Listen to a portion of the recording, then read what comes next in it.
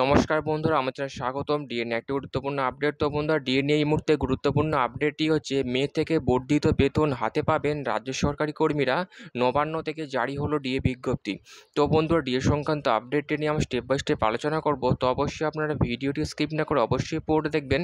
তো তার আগে বলে রাখি, যে সকল বন্ধুরা আমাদের চ্যানেলে নতুন, আমাদের চ্যানেলটির পাশে সাবস্ক্রাইব বাটন, সাবস্ক্রাইব করার পর পাশে যে বেল আইকন সেটিও প্রেস করবেন। লেটেস্ট ভিডিও আপডেটগুলি সবার আগে পেয়ে যাবেন। দেখে নেব আজকে ডিএ সংক্রান্ত গুরুত্বপূর্ণ আপডেটটি।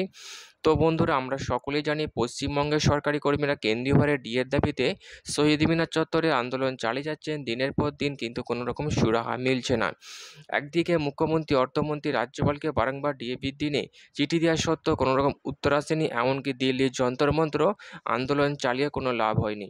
যেখানে আমরা দেখেছিলাম কলকাতা হাইকোর্টের তরফ থেকে রাজ্যকে বলা হয়েছিল সমস্ত সরকারি কর্মীদের বকেয়া ডিএ মিটিয়ে দেওয়ার জন্য, কিন্তু সেই রায়কে অগ্রাহ্য করে সুপ্রিম কোর্টের দ্বারস্থ হয়ে রাজ্য এবং যেখানে ডিএ মামলা দাখিল করে, এবং যে মামলা এখনও পর্যন্ত সুপ্রিম কোর্টের বিচারাধীন।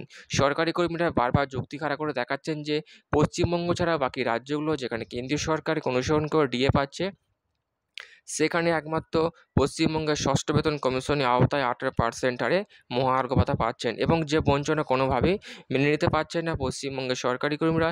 এমতাবস্থায় তারা বিরাট বড় আন্দোলন করবেন এমনটাই হুঁশিয়ারি দিয়েছেন। এবং সুপ্রিম কোর্টের তরফ থেকে কমপক্ষে 25% ডিএ দেওয়ার জন্য যে মত দেওয়া হয়েছে, সেই 25% ডিএ দেওয়া নিয়ে তড়িঘড়ি কাজ শুরু করে দিয়েছে, এবং সরকারি কর্মীরা তো শান্ত হননি। এবং যে আপডেটটি উঠে আসছে, মে মাস থেকে নাকি বর্ধিত বেতন হাতে পাবেন সরকারি কর্মীরা। এই আপডেট শোনার পরই সরকারি কর্মীরা প্রচণ্ড পরিমাণে ক্ষিপ্ত। তারা চাইছেন তাদের পুরো বকেয়া ডিএটা হাতে পাওয়ার জন্য। কিন্তু নবান্ন থেকে এমনই ডিএ বিজ্ঞপ্তি জারি হয়েছে যা শুনে সরকারি কর্মীদের মাথায় হাত পড়েছে। তো বন্ধুরা, এই ছিল ডিএ সংক্রান্ত গুরুত্বপূর্ণ আপডেট। কেমন লাগলো কমেন্ট করে লাইক করতে ভুলবেন না। পরবর্তী আপডেট পাওয়ার জন্য আমাদের চ্যানেলটিকে সাবস্ক্রাইব করে রাখবেন। থ্যাংক ইউ বন্ধুরা, ভিডিওটি দেখার জন্য।